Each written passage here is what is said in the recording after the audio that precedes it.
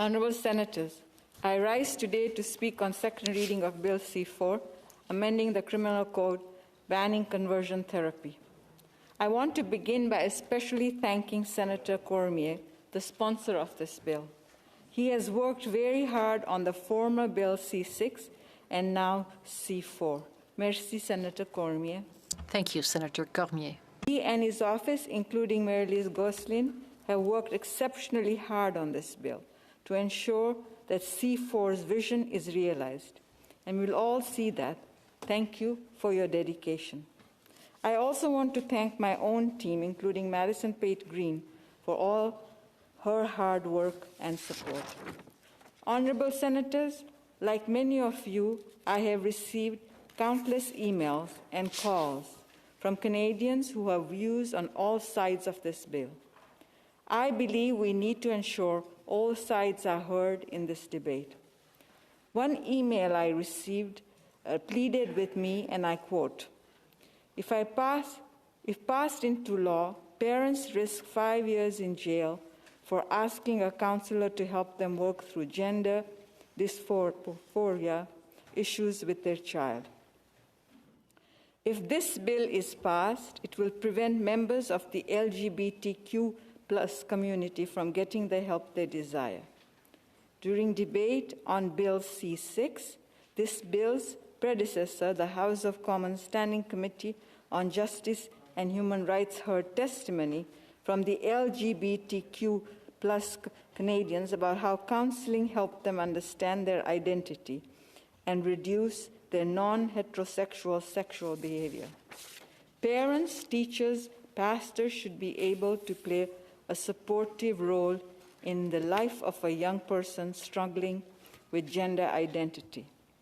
Harmful forms of conversion therapy should be banned, but Bill C-4 is too broad and wrongly includes Christian counseling and other support services in the ban. Close quotations. Senators, we just heard from Senator Cormier, and we will hear from others. That will make Canadians realize that conversations is not what this bill is about. It is about harming individuals. And that I believe, Senators, there is still doubt in the mind of some Canadians that this bill prevents conversations. And they only have to hear what Senator Cormier said. And I'm sure when the minister comes to the committee, it'll give them assurance that it is not about banning conversations between parents, between counselors. It is about harming an individual.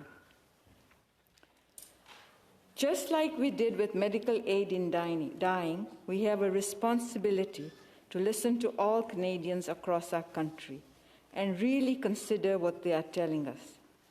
Given this is second reading, I will continue listening to all the speeches as this debate continues. Many Canadians believe that conversion therapy is rooted in the idea that to identify as anything other than straight or cisgender, meaning a person whose personal and gender identity are the same as their birth sex, is mental illness. There are lots of studies that tell us children who are forced into unaccepting and thus harmful environments will in turn often experience detrimental mental health.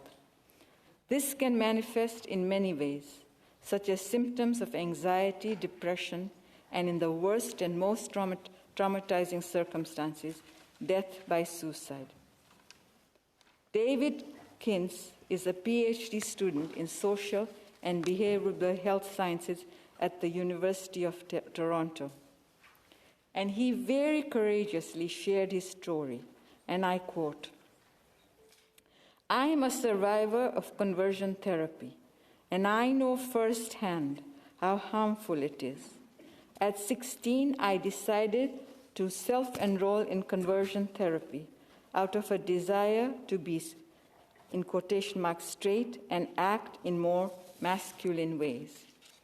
My formative years were filled with invalidating experiences and heteronormative pressures that led me to the point of thinking that being queer was something that was incompatible with living in our society, forcing me to want to consider changing, or worse, take my own life.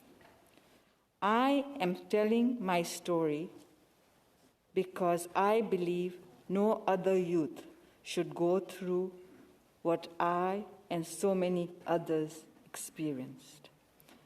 Conversion therapy should be criminalized. I am now a health researcher, an advocate of LGBTQ plus equity, working on a project at Simon Fraser University led by Travis Salve. The study hopes to understand experiences of survivors and to recommend healing methods. Close quotations. Echoing David's sentiments, in 2012, the Pan American Health Organization found no medical justification in the practice that it is threatened the health and human rights of those who endure it. In 2016, the World Psychiatric Association reportedly found no sound scientific evidence that innate sexual orientation can be changed. Further, the independent Forsanic expert group of health specialists regard conversion therapy as deceptive, false advertising, and fraud.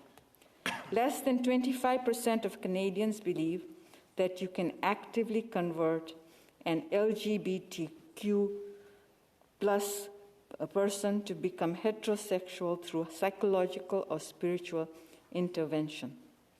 Support in banning conversion therapy across Canada was highest amongst women, 62%, and those aged 18 to 31, 64%. In 2019, an opinion poll highlighted that a majority of Canadians, 3 in 5, are against conversion therapy. That same year, the current federal government publicly called upon all provinces and territories to ban this torturous practice.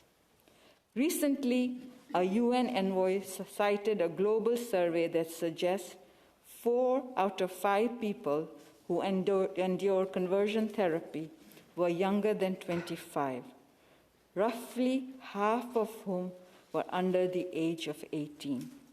Honorable Senators, I now want to read to you parts of conversion therapy which are far too often swept under the rug of paralyzing shame and unhealed trauma. Beatings, rape, forced nudity, forced feeding or food deprivation, isolation and confinement, forced medication, verbal abuse, humiliation. According to Article 37A of the United Nations Convention on the Rights of the Child, no child should be subjected to torture or other cruel, inhumane, and degrading treatment or punishment. Neither capital punishment nor life imprisonment without the possibility of release shall be imposed for offenses committed by persons below 18 years of age. Honorable Senators, I know that conversion therapy strips a person of their most basic and intrinsic liberty to be free from persecution, free from hatred, free to be themselves without fear. Senators, I want to share with you that when we went through the MAID hearings, they were long. We had all kinds of people who spoke to us on different points of view of that bill.